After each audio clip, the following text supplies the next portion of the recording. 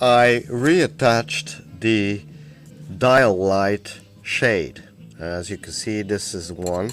I cleaned it up a little bit, but that's all I did.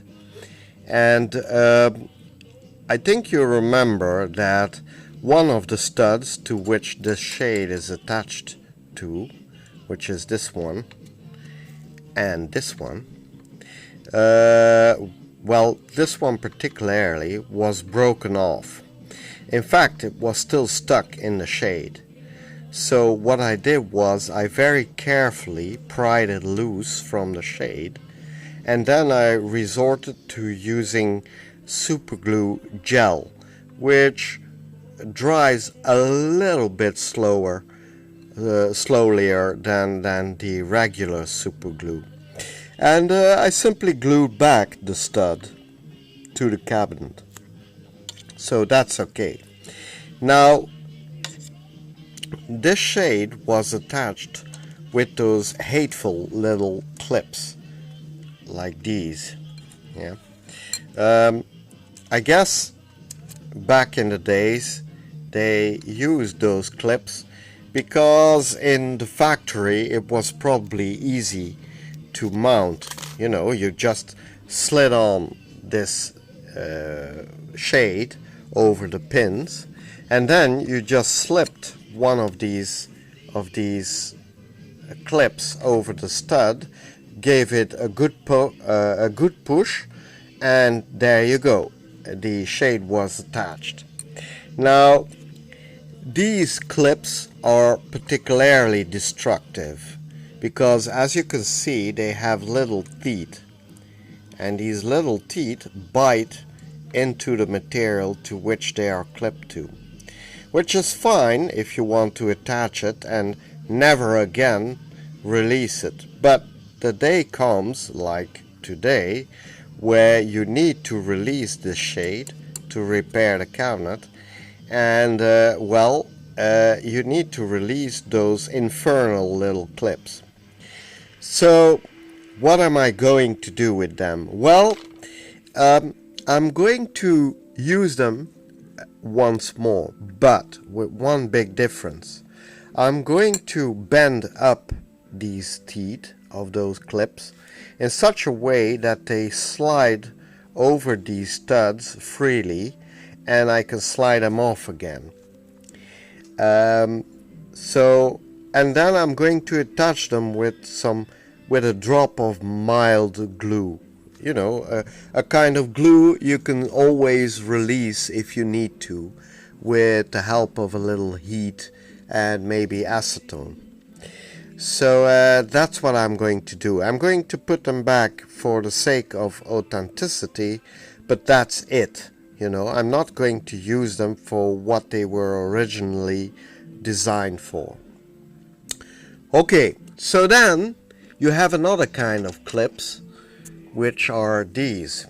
Now, these clips are used to attach the masonite backing of the radio. You know, and they slide over these little feet you see here. Now, you can see that these clips have been cut out to slide over these feet. So, and I'm going to try to demonstrate how you put them back with one hand. So give me a moment. I'm going to prepare the grounds, so to speak, to do just that. I'm missing a clip. Ah, there it is. Okay. So let's reverse the cabinet now. There you go. Okay, let's put these clips aside. Okay, so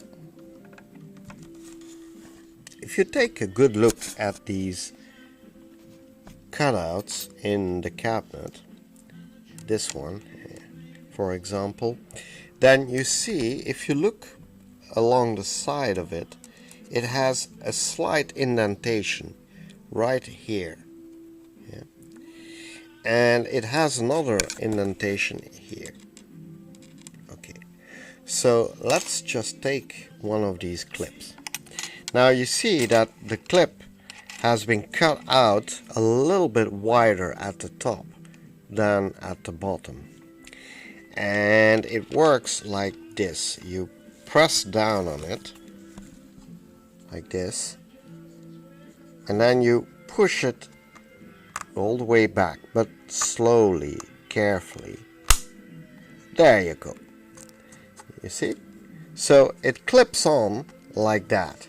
Now, if you need to release these clips, what you need to do is you need to lift up the back, well, preferably not with your finger or you might cut yourself, but with a little screwdriver, for example. So let me just take one.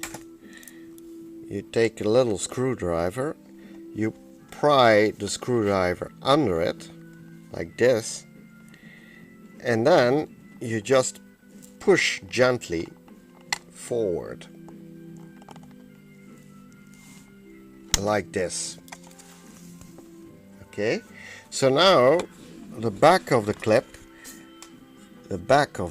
is resting on this protrusion, and now normally with a little bit of force you can slide it off like this. Up, and there it goes.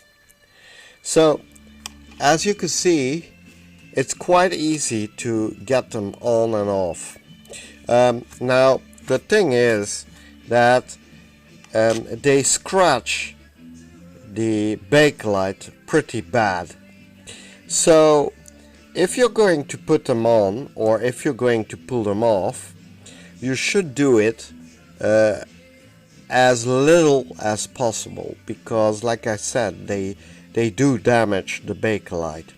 Now I did it for the sake of showing to you how to take them off and how to put them on. But really, you should limit yourself to just a couple of times doing that, because it's particularly destructive. Okay, so that's the thing I'll be doing once I got the cabinet all cleaned, because I'm going to give the cabinet one last good clean on the inside. Nothing special. I'm just going to use some window cleaner and some clean rags and clean out the interior.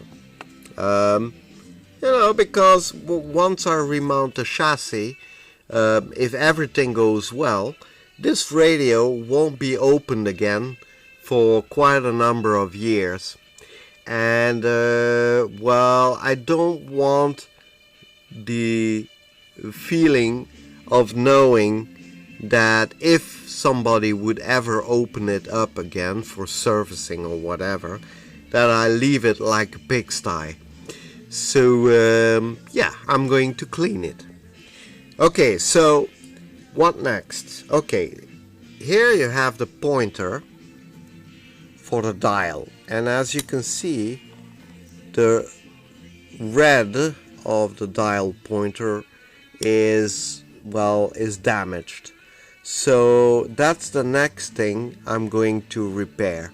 I'm going to give it a new coating of red lacquer. In fact, nail polish, but the effect is pretty much the same.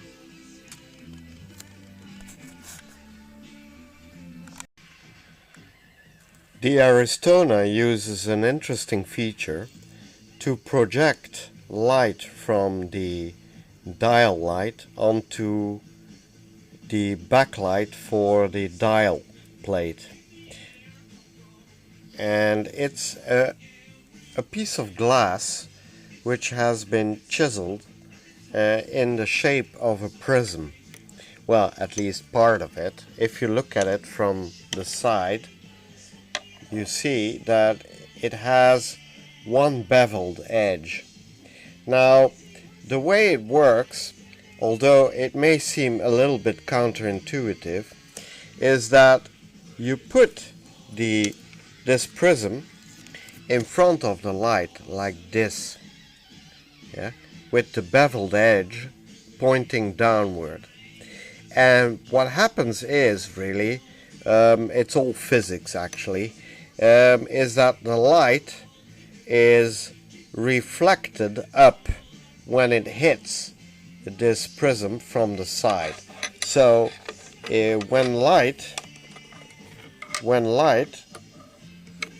oh darn, let me see. Okay, so when light hits from this side, yeah, so the light penetrates the glass through this side, it gets bounced up by the oblique part, by the bevel part of the glass.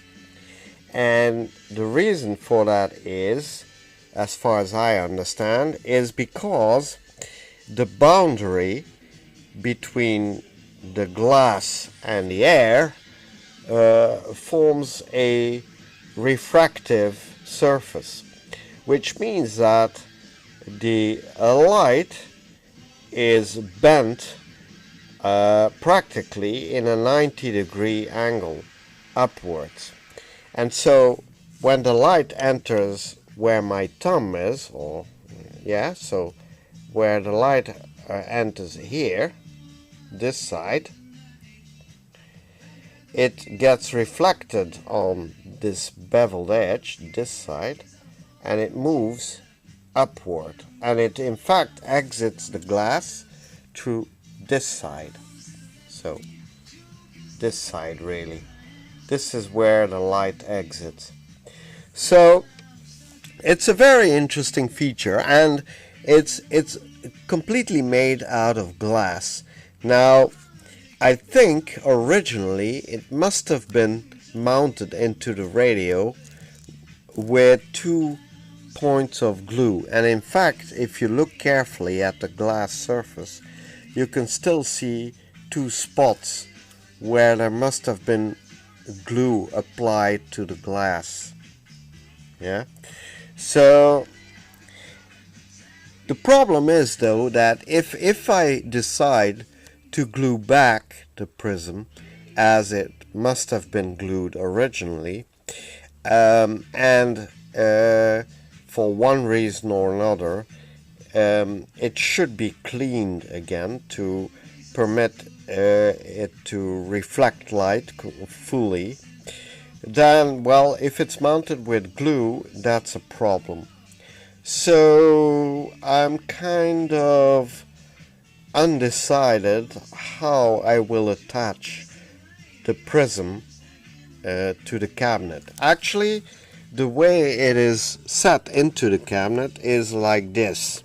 So it's slid in front of the, oops, hang on, maybe I better do it like this.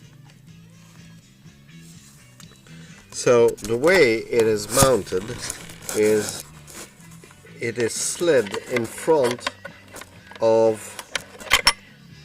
voila, of the light fixture here. Yeah, so the light bulb goes through here and shines onto the prism, which you see here, and the light gets reflected upwards in a 90 degrees angle. Now I think you can just see, if you look carefully here, right here and here, maybe here you can see it a little bit better, there are in fact studs, 2 studs milled into the bakelite, and this prism was glued originally to those little studs, one here and one there. In fact, just behind the outer edge of the light cap. Now, like I said, I don't know if I'm going to glue it back or not, but, well, maybe I'll find a kind of transparent silicone, and I'll glue it, if that's the way to call it, back into place with a little bit of transparent silicone. to this stud and this one. And that way, if I ever need to remove the prism, or if anybody ever needs to remove the prism, it can be done relatively easily. I'm ready to mount the bezel onto the cabinet of the Aristona. Now, originally the bezel was attached with the help of little prongs that were bent back into the cabinet. Now, I decided that perhaps it would be better not to bend those prongs back and rather use little attachments, because you see those prongs are getting weaker and weaker every time you bend them back and forth. You know, metal fatigue.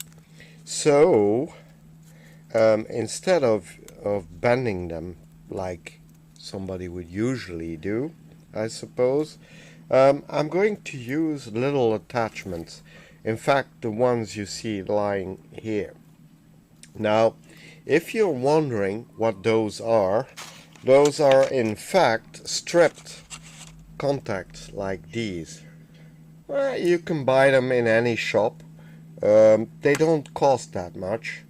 I mean, the ones you see there, I paid perhaps, oh, I don't know, €2, which would translate to about $2.50 for, well, I don't know, 24 of them.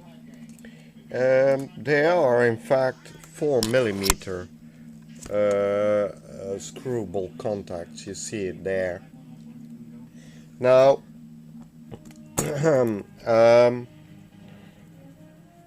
I know this is not very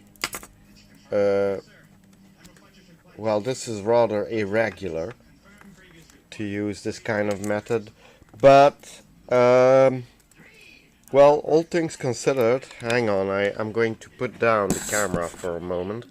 All things considered, I think that even if it isn't a tried and tested method, I think I would like to give it a shot, you know, because well, you never know.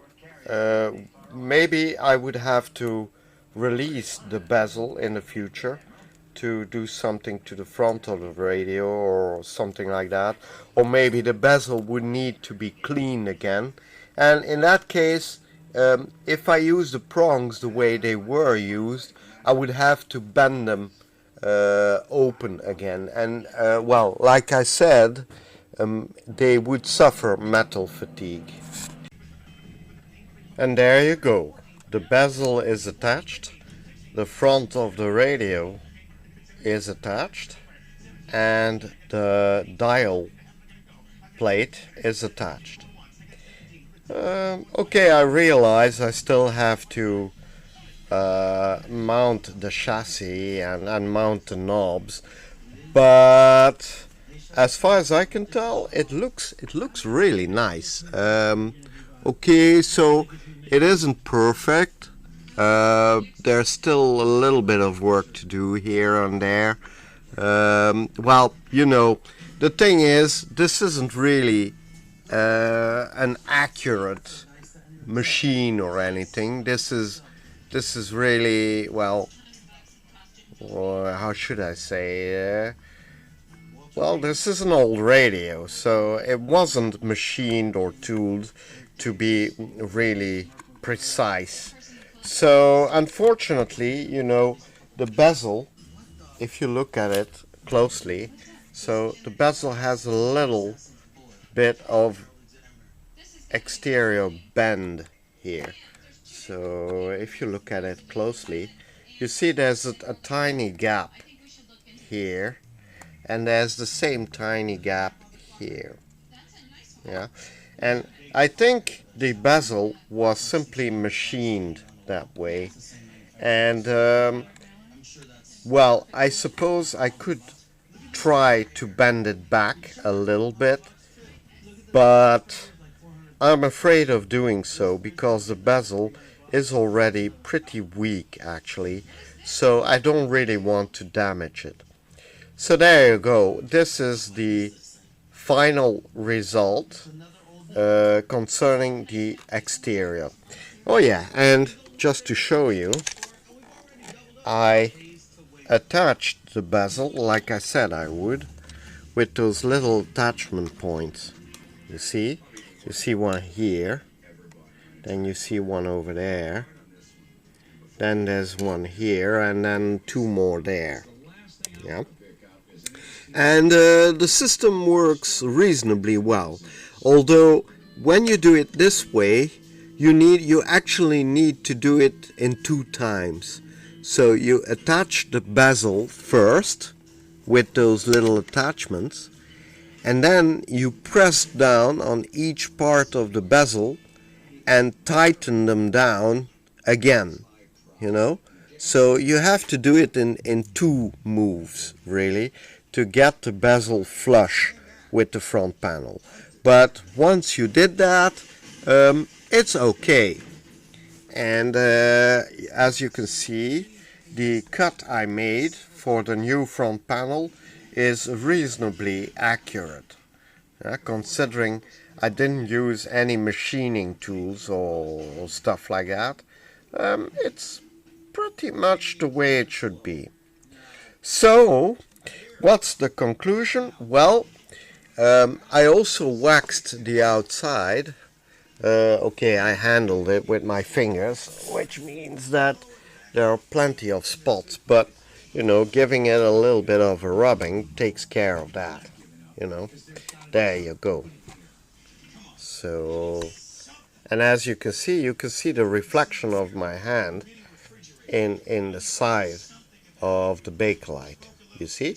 So I think I got the shine of the cabinet back to what it should be. Okay, granted there are a few scratches like here, you see, but well, let's be honest, if that's the only damage there is to the radio, and let's face it, this radio, well, this cabinet at least, has been through a lot, well then, all in all, I can say that the result is not too shabby.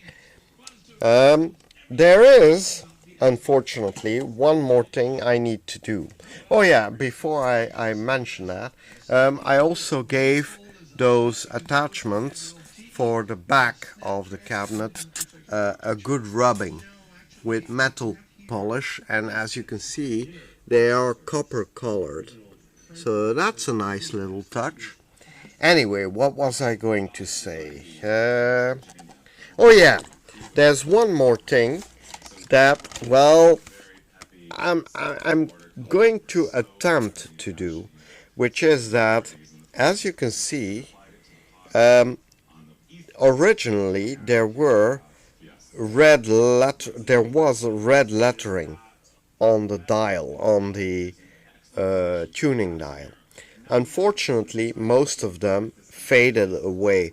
I think, you know, that's not so bizarre, because I suspect the owner originally must have cleaned a few times the front dial plate, and well, you know, if you rub a couple of times over it with a rag, well, after a while the letters are worn away. So I still need to find a way to fill them up again. Now I did restore a little bit these dots and these symbols, these music symbols, which depict bass tones or high tones, and the band dots I also restored, and it worked out pretty well. I was spot on with the color, but well, that's about it. I can't be more accurate because I'm already using the finest brush I could get, and it's still too thick to do lettering like this. So yeah, I'll need to find another way of restoring this. So that's where I stand. The next episode will be about restoring the chassis. So there you go. The view of the Aristona SA1020U cabinet.